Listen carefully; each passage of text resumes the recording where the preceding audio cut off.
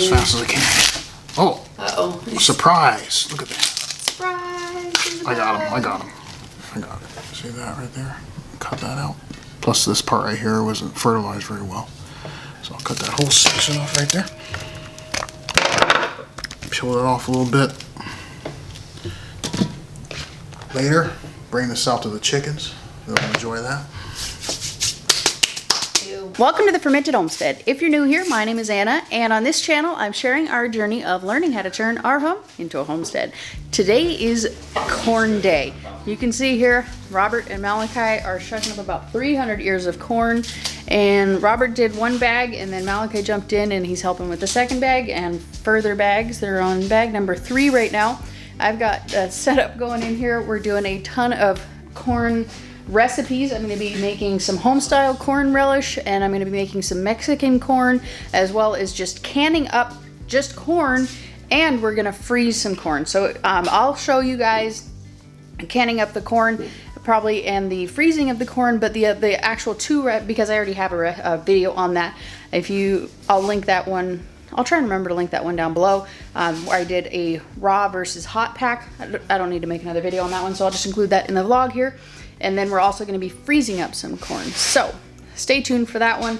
We're just getting ready to go ahead and plow through cutting up all of these ingredients. Oh, and did I mention we're also making some tonkatsu ramen. So we're almost ready. We got probably, I think, another hour before the pork is ready. I can't remember the terminology for the pork.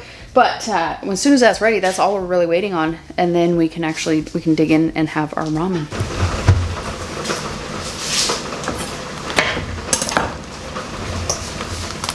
I cannot even begin to tell you how excited I am about this tonkatsu ramen. Oh my gosh. Like, it is amazing. If you could have seen, like, this is literally the thickest broth I've ever. The whole thing was just a sheet. It was so dense. I can't even describe to you how dense that was. It was amazing. So excited. The Mexican corn is almost done. Just waiting on a little bit more broth to come up to being heated.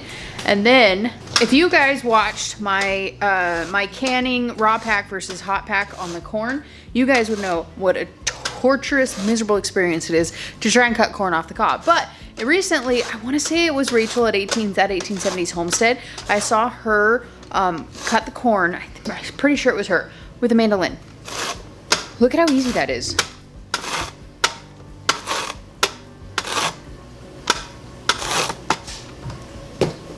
That easy?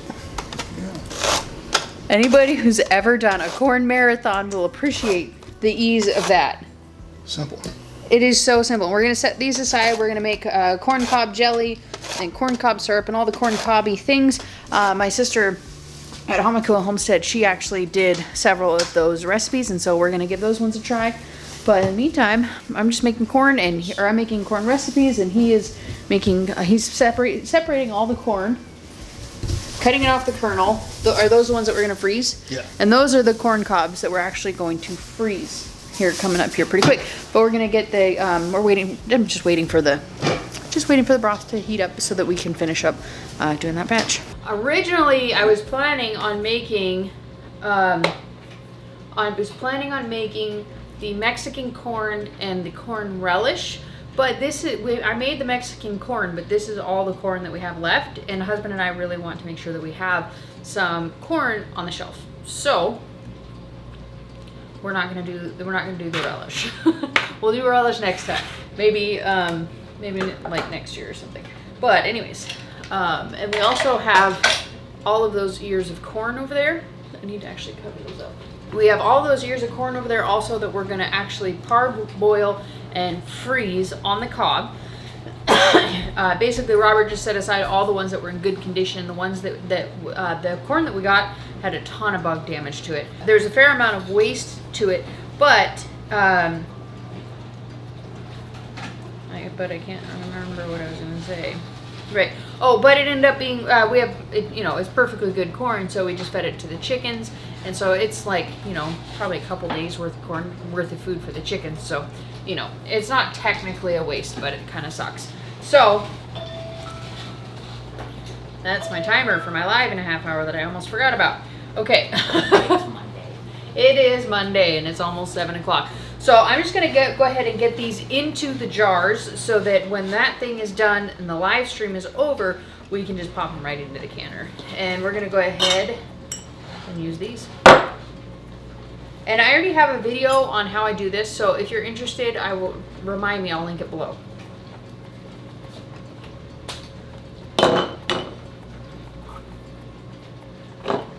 A little behind the scenes. Got that whole table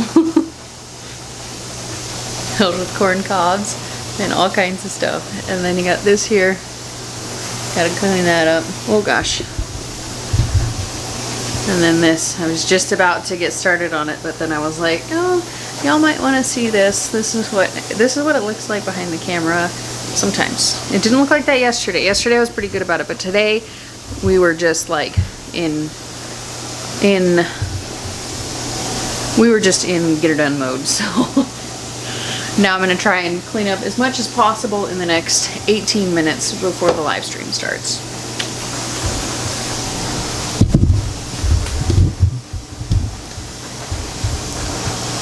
So we got 2 canners going and we're just about to start parboiling the corn on the cob, and we're going to put it into the canner, or we're going to put it into the freezer. So it's super late.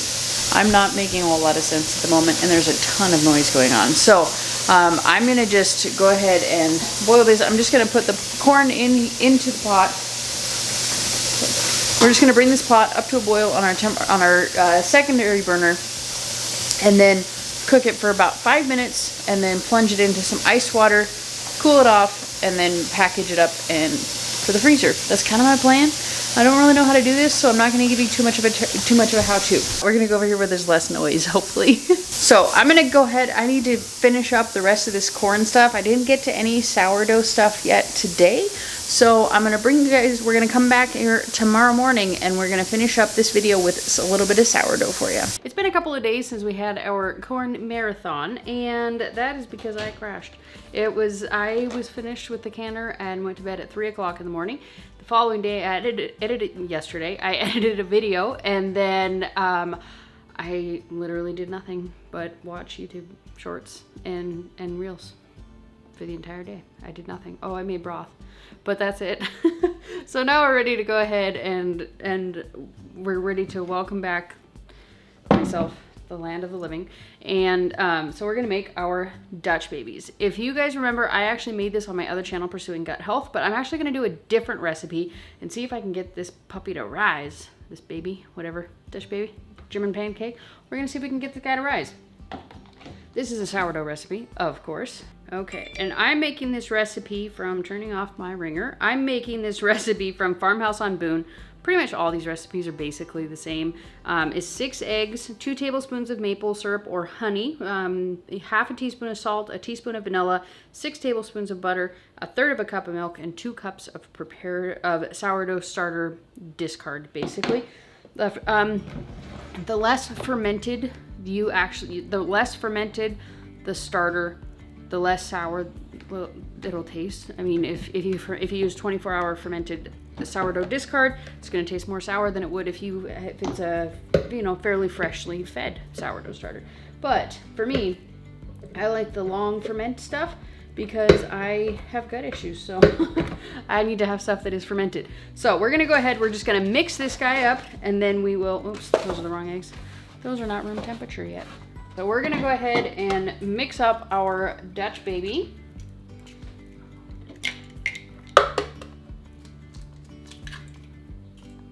And once this is all mixed up, and we're gonna let it rest for about 15 minutes while the oven is warming up with our cast iron inside of it. This particular sourdough starter that I'm using is particularly ripe because I took it out of the fridge like 2 days ago to make room for other stuff, and I never put it back in. So it's really fermenty. So I'm gonna add a little bit of extra sweetness to it so my husband will eat it.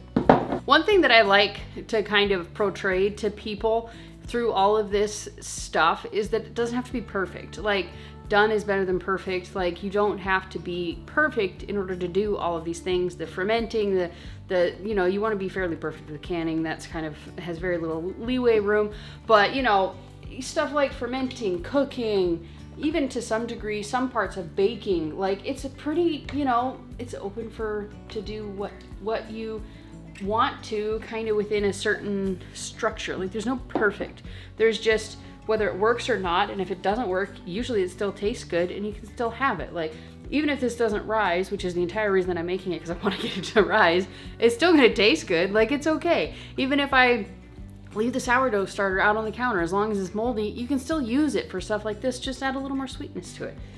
You know, I'm just trying to share with you that there's leeway. There's room for failure. Third of a cup of milk, already portioned that out. A teaspoon of vanilla, 2 tablespoons of syrup. It says maple syrup or honey. To my understanding, this is a Nourishing Traditions friendly meal. It's a lot of different types of friendly meal. Because the flour is long fermented. I mean, this one in particular is very long fermented. But when you're using discard recipes, as long as you're not adding fresh flour to it, you have to remember that it's a long fermented product.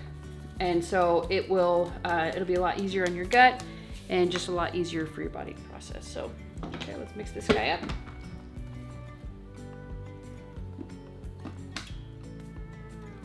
So we're gonna set that guy aside while we warm up our pan and our oven. You wanna let this set at least 15 minutes. Most recipes that you find, including this recipe, call for butter. I prefer to substitute it for ghee. And that is because ghee has a much higher smoke point, and it doesn't have all the extra proteins in it. So it doesn't get as funky and like burnt tasting. So we're gonna pop this in a 425 degree, we're gonna pop this in a cold oven. We'll bring it up to 425 degrees. Usually by the time the oven is ready, it's been about 15 minutes and this is ready to, for the next step. So the oven's heated up, the cast iron is in there, and it's been heated up to 425 for probably about 10 minutes or so.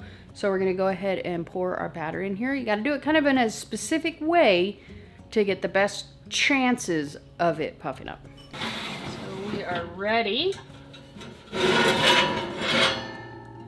can see it's all nice and toasty hot. There we go. Then we're gonna just pour our batter in it.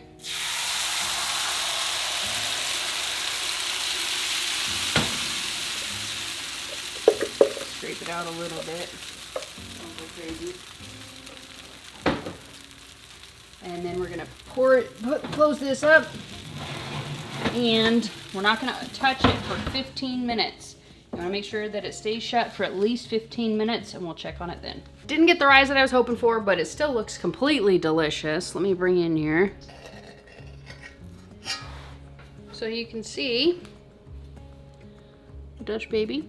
It's kind of like a custardy, I don't know. It's like a custard pie, kind of. It's like an egg custard wheat pie. I don't know.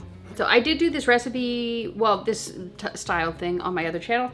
If you want more like how-to instructions, you can always check out that one, Pursuing Gut Health.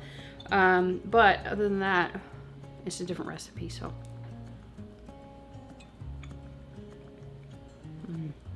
It's good.